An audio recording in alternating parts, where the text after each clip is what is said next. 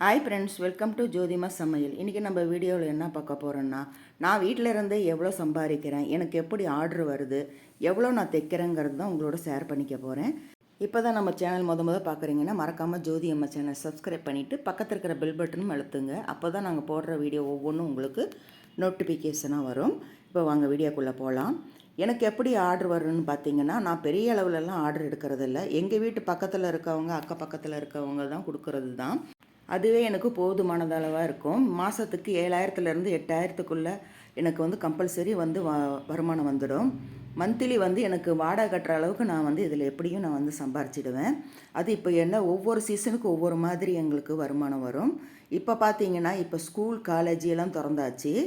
இப்போ யூனிஃபார்ம் தைக்கலன்னா கூட நாம் வந்து இந்த சுடிதாரு இந்த மாதிரிலாம் நிறைய எடுப்பாங்க. இப்போ காலேஜ் திறந்ததுனால பிள்ளைங்க வந்து ஒரு 10-15 செட்டு சுடிதார் எடுப்பாங்க, ரெடிமேட் ட்ரெஸ் எடுப்பாங்க.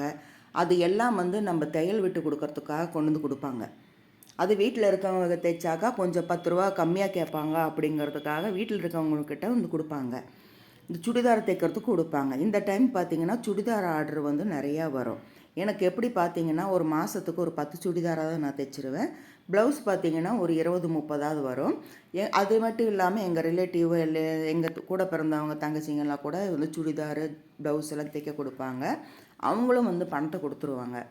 யார் வந்து அக்கா தானே தைக்கிறாங்க அப்படின்ட்டு காசு கொடுக்காமலாம் இருக்க மாட்டாங்க, அவங்களும் கொடுத்துருவாங்க.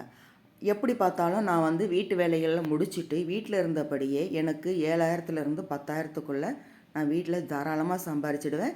நான் சம்பாரித்து அந்த தான் வாடகையாகவே கொடுத்துருவேன். வாடகை கொடுக்குற அளவுக்கு எப்படியாவது சம்பாரிச்சிடணுன்ட்டு நான் ஒரு எய்ம் வச்சுருப்பேன். அதே போல் எங்களுக்கு அக்கப்பக்கத்தில் இருக்கவங்க கொடுப்பாங்க. இப்போ பார்த்திங்கன்னா சுடிதார் வந்து நிறைய அந்த ரெடிமேட் ட்ரெஸ் வந்து தையல் விடுறதுக்காக கொண்டு வந்து கொடுக்குறாங்க. ஏன்னா பார்த்தீங்கன்னா இப்போ காலேஜ் வந்து திறந்தாச்சு. இன்னும் ஒரு வாரத்துக்குள்ளே எல்லாம் நான் போயிடுவாங்க. அந்த அளவுக்கு இருக்கும்போது ஒரு 10-15 செட்டு எடுக்கிறாங்க. அது மெட்டீரியலாக இருக்கட்டும் இல்லை ரெடிமேடாக இருக்கட்டும், அது தையல் விட்டு கொடுத்தாக்கா அதில் வந்து ஒரு ஒரு சுடிதாருக்கு வந்து 40 முதல் 50 ரூபா வரைக்கும் வாங்கலாம். அதே மெட்டீரியல் தைச்சி கொடுத்தாக்கா 250லேருந்து 300 வரைக்கும் வாங்கலாம், டிசைன் பொறுத்து. அந்த மாதிரி தான். இப்போ அதை விட பார்த்திங்கன்னா இந்த பெட்ஷீட்டு கவர், இந்த பெட்டு மேலே போடுற கவரு, தலகாணி ஓரை, பாட்டி பாவாடைகள், இந்த மாதிரி தான் எனக்கு நிறையா வரும். சேலை ஓரடிக்கிறது இதெல்லாம் நிறையா வரும்போது நமக்கு இன்னும் அது வந்து ப்ளவுஸ் தைக்கிறத விட வேலை மிச்சமாகும். ப்ளவுஸு சுடிதாரெல்லாம் பார்த்திங்கன்னா நாம் அளவு கரெக்டாக வச்சு வெட்டி தைச்சி கொடுக்கணும். அதே பார்த்திங்கன்னா இந்த தையல் மட்டும் விட்டு கொடுங்க அப்படின்னு கொடுக்குறாங்க பார்த்திங்களா, அதில் இன்னும் சீக்கிரமாக வேலை முடியும். இதை வந்து 2 ஹவருக்கு இது தைச்சாதான் வந்து 300 ரூபான்னா, அந்த ஓரடித்து கொடுக்குறது, மெத்த கவர் தைக்கிறது, தாகாணி ஓர தைக்கிறதெல்லாம் பார்த்திங்கன்னா 1 ஹவர்லேயே நம்ம வந்து அந்தளவுக்கு சம்பாரிச்சிடலாம். நல்லா ரெகுலராக தைக்கிறவங்க, நிறையா தைக்கிறவங்க பார்த்திங்கன்னா மினிமம் வீட்டு வேலைகளெல்லாம் முடிச்சுட்டு ஒரு நாளைக்கு 500 முதல் 1000 வரைக்கும் ஈஸியாக தைச்சிடலாம். அந்த அளவுக்கு தான் இந்த டெய்லரெல்லாம் சம்பாதிக்கிறாங்க. ஏன்னா வந்து அது நல்லா வருமானம் வரும்.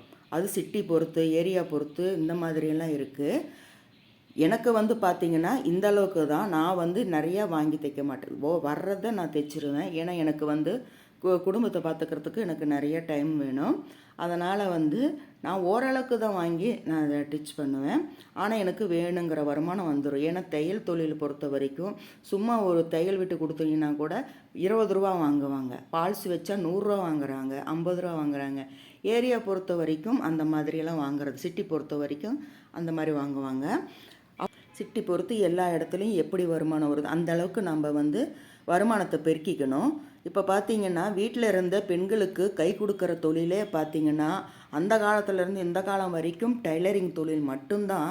ஏன்னா அதை தைச்சியே குடும்பத்தை நடத்தியிருக்காங்க, சொந்த வீடு வாங்கியிருக்காங்க, குழந்தைங்களுக்கெல்லாம் கல்யாணம் பண்ணியிருக்காங்க, படிக்க வச்சுருக்காங்க. அந்த காலத்துலேருந்து இந்த காலத்து வரைக்கும் ஒரு டைலர் தொழில் மட்டும்தான் பெண்களுக்கு ரொம்ப முக்கியம் வாய்ந்திருக்கு. ஏன்னா இதுக்கு படிப்பு தேவையில்லை, எதுவும் தேவையில்லை. ஒரு சின்ன மிஷின் இருந்தால் போதும். இன்னும் மாதத்துக்கு 5,000லேருந்து 10,000 வரைக்கும் அதுக்கு மேலே கூட சம்பாதிக்கலாம். அதுவே தொழிலாக உட்காந்து செய்கிறவங்க நல்லா ஆர்டர் இருந்துச்சுன்னா நிறைய சம்பாதிக்கலாம். ஒவ்வொருத்தரும் சொல்லுவோம், இந்த வேலையே வர்றதில்ல, எங்களுக்கு வர்றதில்லைன்னு. அதுக்கு என்ன காரணம்னா நம்ம டீச் பண்ணி கொடுக்குறது அவங்களுக்கு பிடிக்காமல் போகும். அந்த மாதிரி இருந்தாலும் நமக்கு ஆர்டர் வராது. இன்னொன்று பார்த்தீங்கன்னா ஏரியா நிறைய டெய்லருங்க இருந்தாக்கா அந்த ஏரியாவில் நம்ம குடியிருக்கும் போது அங்கேயும் துணி வராது.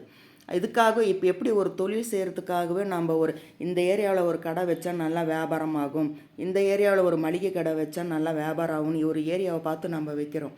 அதுபோல தான் நீங்கள் வீட்டில் இருந்து தைக்கிறதா இருந்தால் கூட அந்த ஏரியாவில் பார்த்தீங்கன்னா வீட்டுக்கு வீட்டுக்கு தையல் மிஷின் இருக்கும்.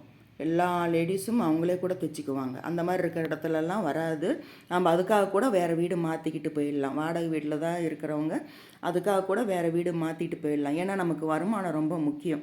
ஒரே இடத்துல இருந்துக்கிட்டு நமக்கு இது வரல அது வரலன்னு சொல்கிறத விட நம்ம தொழில் தகுந்த மாதிரி இடத்த மாற்றிக்கலாம்.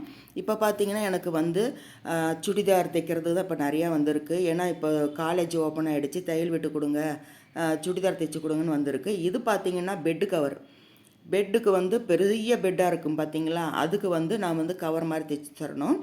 இந்த எக்ஸ்போர்ட் துணியில் வாங்கி கொடுத்துருக்காங்க. இது சரியான வெயிட்டாக இருக்கும். ஏன்னா 5 மீட்ரு அகலமாக தைக்கணும், 2.5 மீட்ரு ஜாயின் பண்ணி தைக்கணும், சுற்றிலும் எலாஸ்டிக் வச்சு தைக்கணும். இது பார்த்திங்கன்னா ஒரு 3 கொடுத்துருக்காங்க. இது வெறும் நேர் தையல் மட்டும்தான்.